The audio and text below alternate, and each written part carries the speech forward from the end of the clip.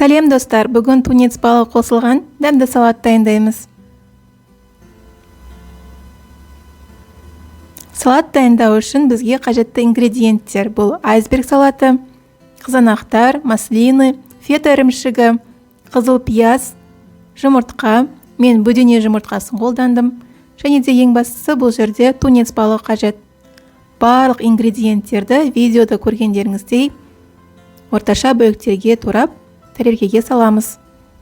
Бұл салат өте оңай, әрі тез дайындалады. 5 минуттың ішінде дайындауға болады.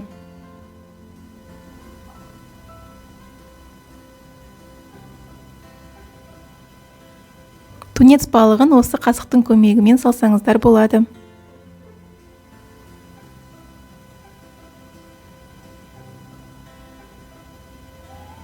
Мінекей барлығын салып болдық. Енді салатқа арналған соус дайындайық.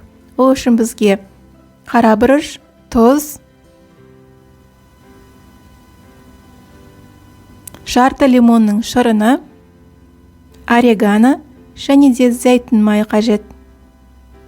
Барлық ингредиенттерді жақсылап араластырып, салатымыздың үстіне құйып шығамыз.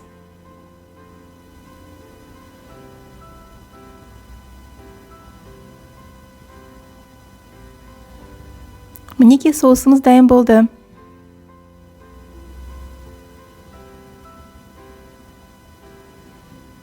Міне 5 минутта салатымыз дайын болды. Рецепт ұнаса лайк басып, комментарий жазуды ұмытпаңыздар. Және де каналға тіркелуді ұмытпаңыздар. Сіздермен бірге болған Мөлдір, сау болыңыздар.